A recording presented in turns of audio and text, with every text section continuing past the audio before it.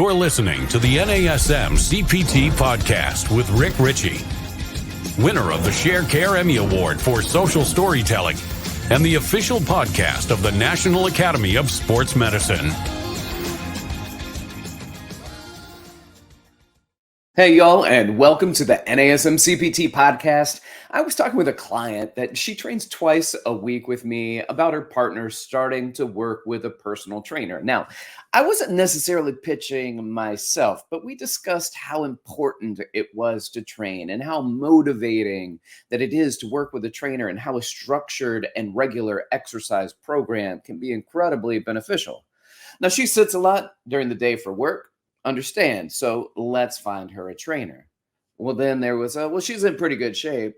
Now that's really good. I'm happy to hear it, but let's get her a trainer. Well, she does a little bit on her own. Good.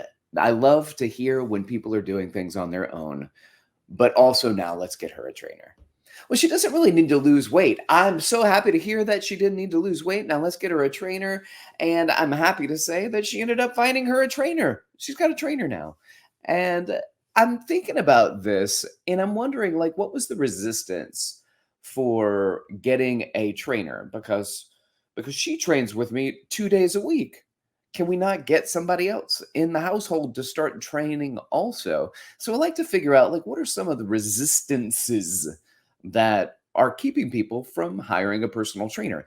And it's once we can identify what that resistance or what those objections are, that we can start figuring out how to, one, overcome those objections. And overcome can sound tricky at times, like I am trying to beat you or win at this. And that's not it. Sometimes, to be honest, it's just not in the cards. Not everybody's going to get a personal trainer. So what can I do? I can just be there and be at the gym and be a good person and provide a little bit of feedback if they need it.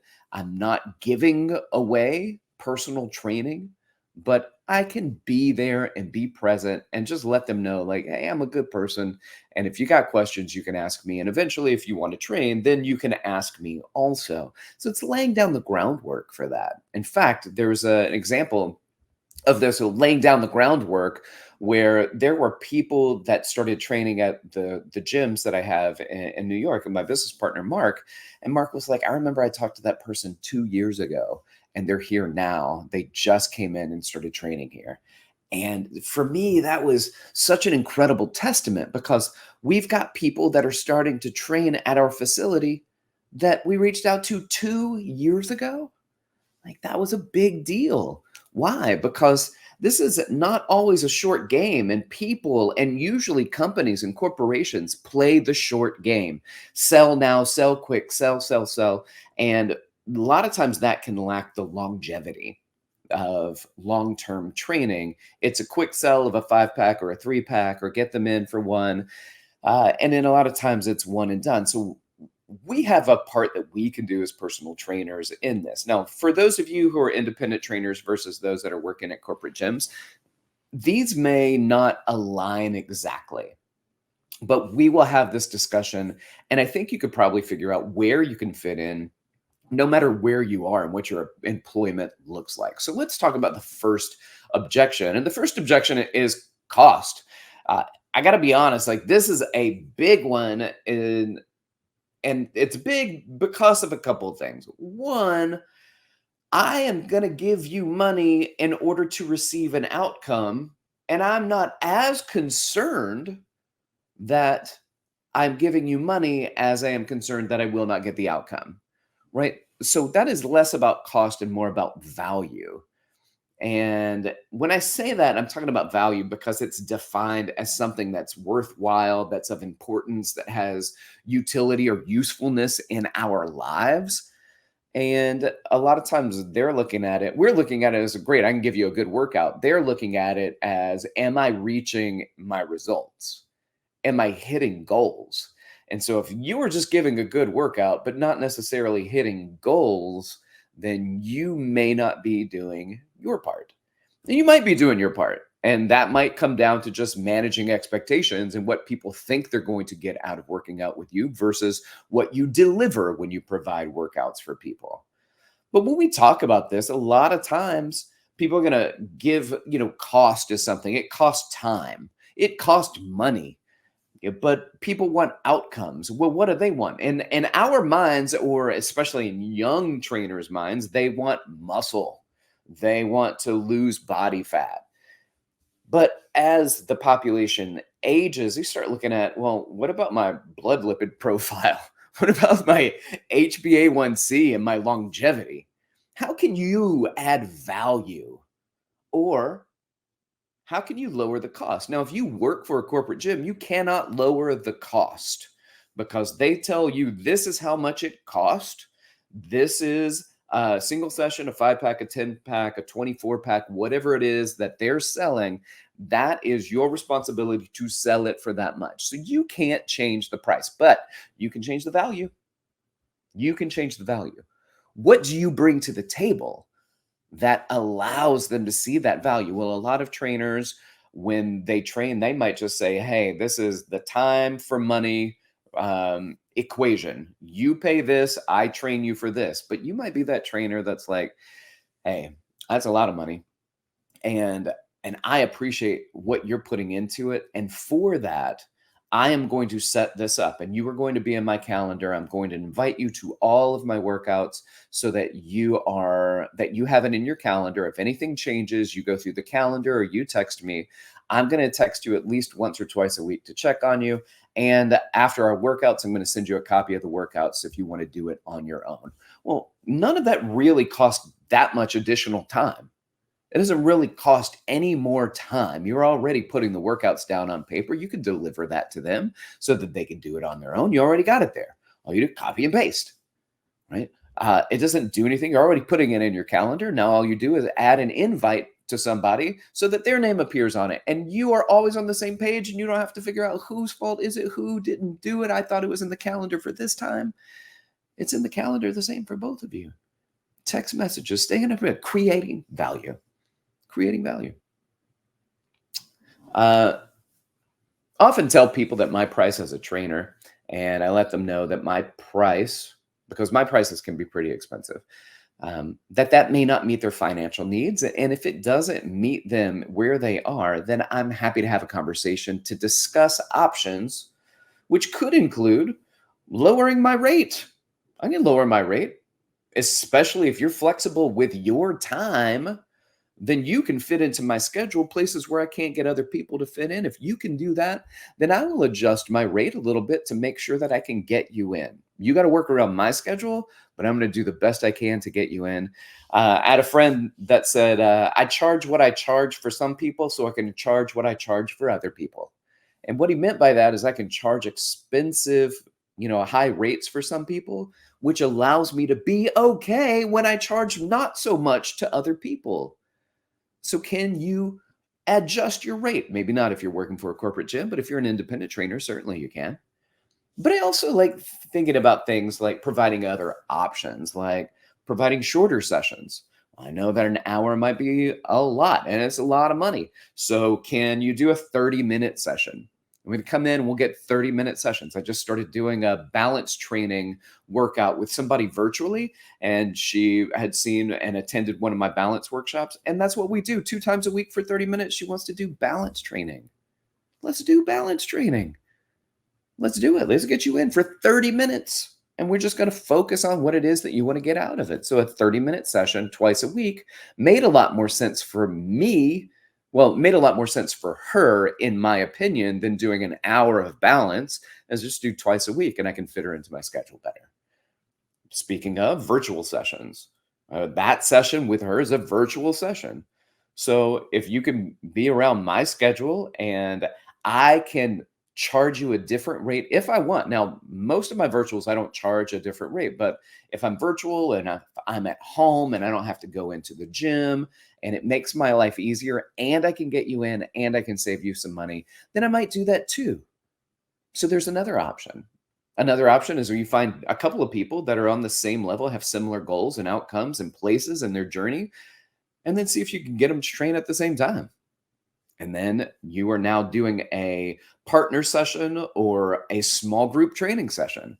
I've got people in New York, I know they do $75 per person in a small group training session. And they've got 4 to 6 people and they are making money. My gosh, why am I not doing that? I'm a sucker. I think it's a good idea. It's a great option if you can do that. If that's obviously that's too much. I'm in New York City and they train.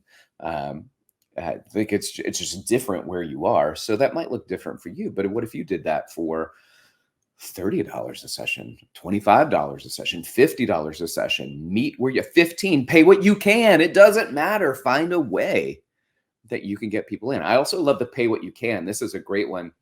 The pay what you can, where you can go out into the community and do classes.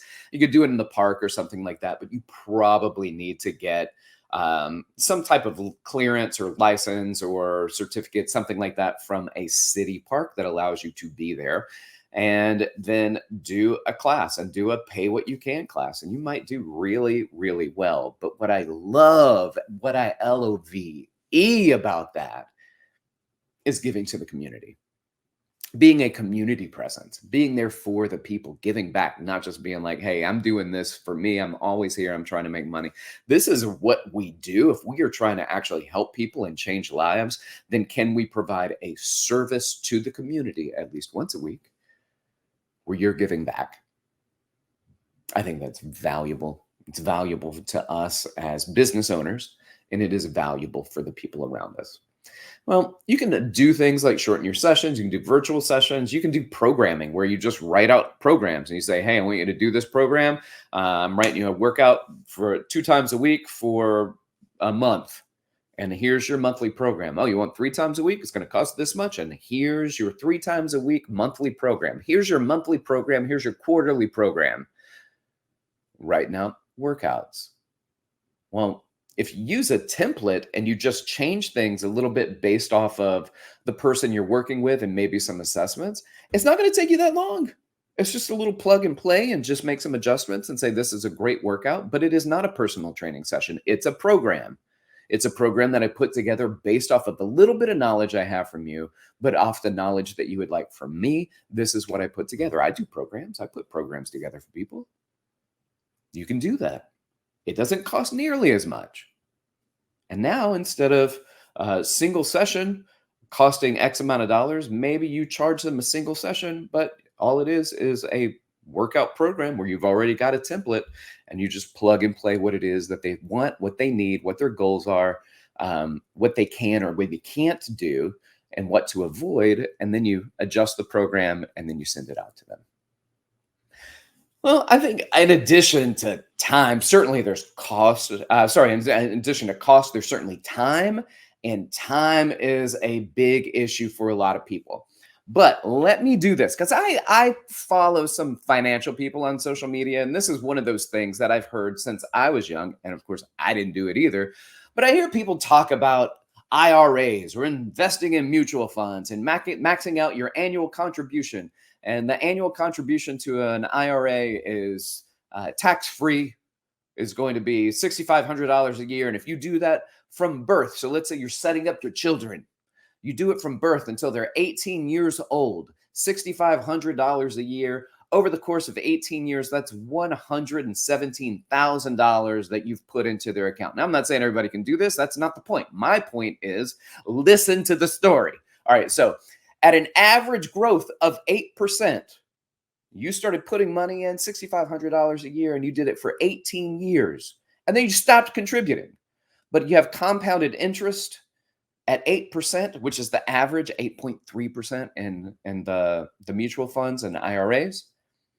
By the time they're 59 years old, they'd have $6.1 million in that IRA. $6.1 million? Oh my goodness, they only put in $117K. That to me is mind-boggling. And a lot of times people go, well, it's too late. I didn't start that when I was 1. I didn't start that when I didn't have a parent that did that for me. I didn't have that. I heard about it, but I couldn't afford to start doing it. And sometimes you have to say, well, because what we do in fitness, you can't afford to not do it. Because the same goes for exercise. It's okay if you didn't start early, but you can start now. And if you start now, you can start making a difference now, in this moment, right now. Or I don't want to put in the time now. I don't want to put it in. I don't feel like working out. I don't want to work out. I don't have the time. But this is one of those moments, just like putting in money into that IRA. Later, you'll wish you had. Start now, but start comfortably. Same way with putting that money away. Put the exercise in there, but start comfortably. You can't put in $6,500. You can't burn 6,500 calories a week. Don't. You put in $100. You put in a few minutes. You build, and you get more comfortable building. And as you get more comfortable building, you continue to do it. Start now. Start now. You can complain about time, but I query this to many people, and I say, if I could give you 3 more hours in a day, I'll give you 4 more. I say, I found a trick to the world and the planet, and we're going to give 4 more hours daily to everybody on the planet. We're going to slow down the revolution of the earth, the rotation of the earth. How many of you would start working out then? That may not be a time issue then, right? It might not be time. Well, then it's time to have an important conversation with what it might really be. One might be, people say, I don't want to get hurt. That might be one of the most valid things that you could say. I don't want to get hurt. I'm going to say this, working with a trainer should be like a relationship. You want to be with a trainer that can get the job done, but not at the expense of safety or comfort, right? You want some excitement, you want some novelty, but you need to have consistency. You need honesty. You need somebody that is truly concerned about you and your well-being, and in this instance, your client's best interest. I was told by a physical therapist one time that he would never recommend a personal trainer to patients. And I had to find out why. Why is this? I know, because he was a personal trainer. So I said, why? And it was because of so many of the patients through the years had been hurt at the gym that he had seen. Well, I'm going to say that could be a couple of reasons. One, you were a personal trainer and a lot of trainers knew you and they would send their clients to you. So that's one. You worked in a place where you got good lead generators from personal trainers. So that's a skewed situation. But I'd also like to say that your patients should be far more likely to hurt themselves than they would ever get hurt with a qualified personal trainer. You're a lot more likely to get hurt on your own than being hurt with a personal trainer. And there's always a risk when there's physical activity that's being done, but it doesn't outweigh the risk of doing nothing. Find a professional. Find somebody that's been doing it for a long time. Because I tell you what, when you're young at this, it is much harder to gauge what people can or can't do. As you become more and more seasoned, you don't necessarily become more and more careful as you become more and more knowledgeable and understanding, and therefore know when and how to take care of your clients. They might say things like this: I don't want to be sore. I hate being sore. I worked with a trainer one time. I was so sore. I was so sore. Well, don't get them sore. Being sore is not a good indicator of a good workout anyway. So don't get them sore. Did you know you can get somebody sweaty without getting them sore? They might be sore initially. And I would say that if they are, go for minimum soreness, but let them know that soreness that they feel, one of the most important things that they need to do in order to not be sore is to do it again. Now, don't put them in extreme soreness, but if they're a little bit tender, say, I'd like to do almost the exact same workout. We'll create a little bit of variety, but let's see what it feels like the next time. Because I guarantee you it will not feel the same. You will not feel the way that you did before.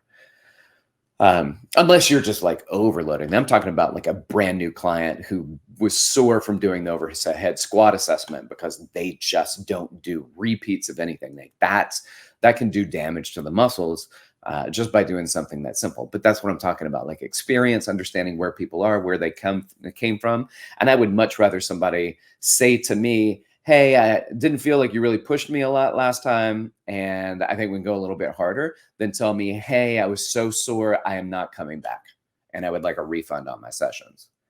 Given the choice of those two, I let them tell me that I can push them harder and get that feedback ask that feedback from them as well. And then you get the most honest people of all, the most honest people. Because sometimes everything that we talked about is just a lie. You ain't got to lie, Craig. It's just a lie. What do you mean it's a lie? This goes back to something I studied in school called attribution theory. And attribution theory says that we attribute things to things outside of ourselves in order to protect ourselves. So protect myself by telling you it's time, but it's not really time, or telling you it's money and it may not really be money. What might it really, if soreness, I don't want to be sore, it may not really be it. What might it really be? The fact that I just don't want to. Like sometimes people just don't like it. They just don't want to. I'm going to say in some cases it is due to maybe a societally or cultural or an individual's desire or addiction to comfort. And desire, everybody desires comfort, but some people are addicted to comfort to the point that they have this wild aversion to ever even being uncomfortable. Y'all, sometimes you got to have uncomfortable conversations, and the ones who don't have the uncomfortable conversations are not the most comfortable. Sometimes not when you need to have those conversations.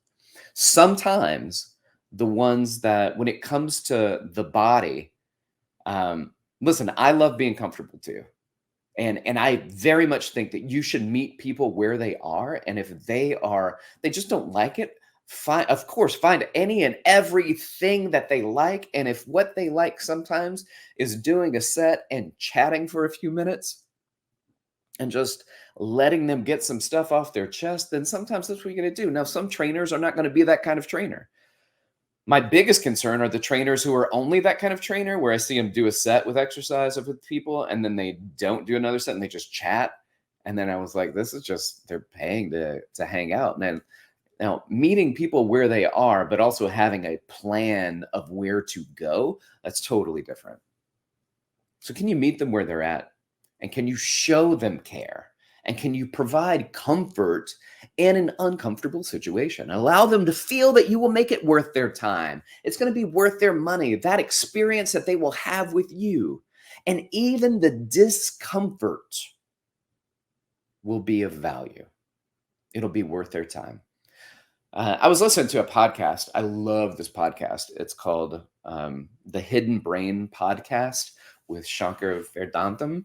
And he had a guest on there, the author of Dopamine Nation, called Dr. Anna Lembke. And she says that the pleasure and pain register in the same area of the brain, and they're very closely linked. I think that's true. I think pleasure and pain are very closely linked. And she'll talk about this in terms of addiction, but I think it's very fair and valid to say, when in addiction, you create comfort, and by not having that comfort comes extreme pain and discomfort.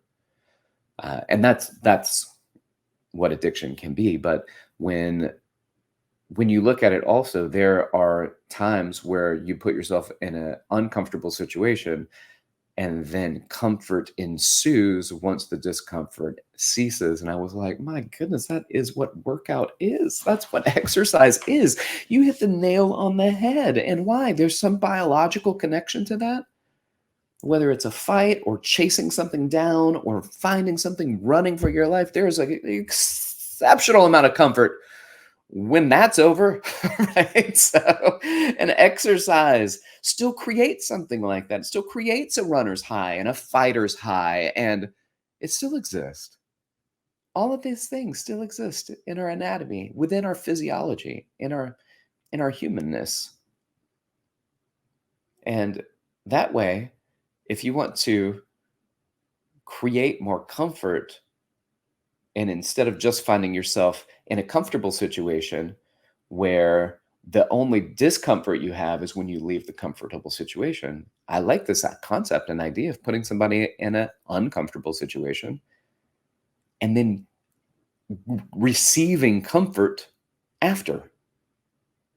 That's exercise. And that's why all these exercise people seem to be like lunatics, because they clearly, you watch any of these people working out and they don't look like they're comfortable. And I'm talking about the crazies out there, right? The crazies, like probably y'all over here listening to this. And you're so uncomfortable. And some reason you love it. And that's because that wiring in your brain, that is there for that. So, you got to build your docket of services. I do, right? So when you want to try to find a way to get people in, meet them where they're at, and connect with them. So find ways to make it easier to use your services, right? My training can be expensive, but I offer programming and mentorship and consulting for trainers and wellness coaching. I do virtual sessions. I do online. I do delivery of virtual delivery of content to people. Why not? What you do that too? Do it. Build your docket of services. Break down the most of the objections that come across you by finding other ways to create value. And that's what I hope for you. Thanks for listening. Like, subscribe, share with your fitness friends and family. Contact me if you got questions for me. Hit me up. You can do so at rick.richey@nasm.org, or you can hit me up on Instagram or Threads at dr.rickrichey. Y'all keep inspiring people to fitness. Thanks for listening. This has been the NASM-CPT Podcast.